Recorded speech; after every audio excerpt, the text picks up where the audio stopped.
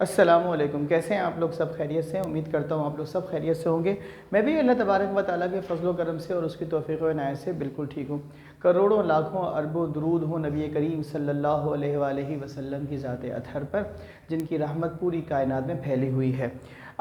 इससे पहले कि हम वीडियो को बाकायदा आगाज़ करें, एक अहम इन्फॉर्मेशन आपको ये देनी है कि सेकेंड ईयर के बच्चे आजकल अपने एग्ज़ामिनेशन फ़ॉर्म भरने में मसरूफ़ हैं। तो उसके साथ कौन कौन से डॉक्यूमेंट्स जाएंगे और वो फॉर्म कैसे फिल होगा, उस बारे में मैं आपको 2-3 बातें जल्दी से बता देता हूँ, उसको सुन लें। फॉर्म आप डाउनलोड भी कर सकते हैं और या अपने कॉलेज के दफ्तर से भी ले सकते हैं। बहुत से लोग फ़ोटो स्टेट की दुकानों पे भी रखते हैं, वहाँ पे वो लोग कुछ बच्चों से इजाफी पैसे लेके वो उसको बराए फ़रोख्त मिल रहा होता है। बहरहाल फॉर्म लेंगे आप, फॉर्म को फिल करेंगे आप। फॉर्म में एक चीज़ है पोस्टल एड्रेस, अक्सर लोग भूल जाते हैं, इसको गूगल कर लीजिए। गूगल पे अपना एड्रेस लिखिए और लिखिए what is the postal code of this area, तो वो आपको बता देगा। 5 या 4 डिजिट का आपका पोस्टल कोड होगा, ठीक है। अब आपके पास डॉक्यूमेंट्स कौन कौन से होने चाहिए, तो जो आपको फॉर्म के साथ लगाने हैं। डॉक्यूमेंट्स क्या हैं? एक तो है आपकी फर्स्ट ईयर की मार्कशीट जो आपने अब तक कॉलेज से ले ली होगी, उसकी फ़ोटोकॉपी करवाएंगे। एक है आपके पास एडमिट कार्ड फर्स्ट ईयर का, जो आपके पास ही होगा, उसकी फ़ोटोकॉपी कराएंगे। एडमिशन स्लिप जो आपको फर्स्ट ईयर में मिली थी, एडमिशन स्लिप सिर्फ एक ही दफ़ा मिलती है, जो फर्स्ट ईयर में मिली थी एडमिशन स्लिप, उसकी फ़ोटोकॉपी लगाएंगे।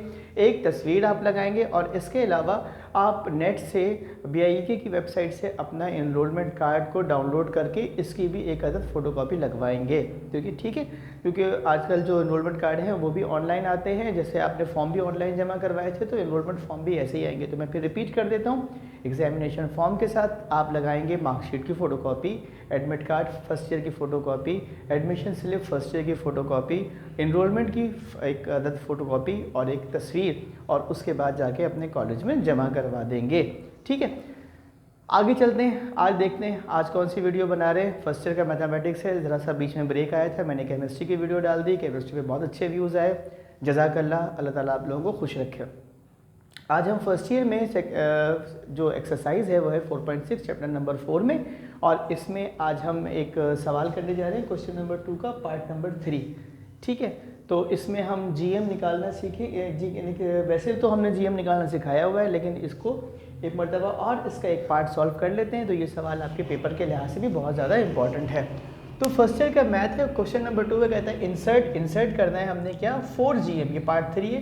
4 GM हमने इंसर्ट करने हैं बिटवीन 3 एंड 96। 3 और 96 के दरमियान 4 GM आएंगे। तो मैंने 3 को पहले लिख दिया, ये A हो गया। 96 मैंने N में लिख दिया, ये मेरे पास हो गया मेरा B, ठीक है। ये 96 थोड़ा सा मिट रहा था, तो मैंने कहा इसको थोड़ा सा भरपूर कर दूँ ताकि देखने में आपको आसानी हो।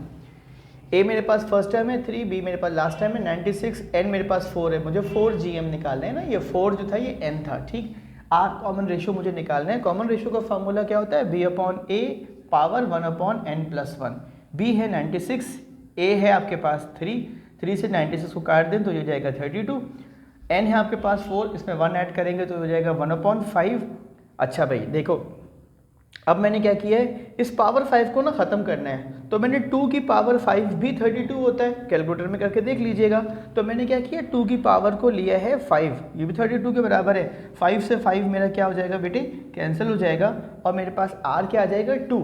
इसका मतलब है कि बस आप इसको डबल करते चले जाएं, आपकी GM आ जाएगी। तो मैंने R = 2 लिख दिया।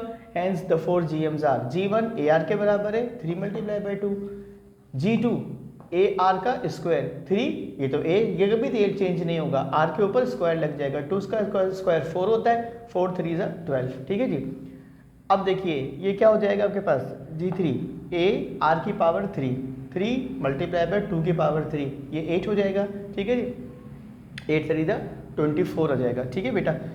तो इसी तरीके से G4 निकालेंगे, AR की पावर 4 3 × 2 की पावर 4 = 48।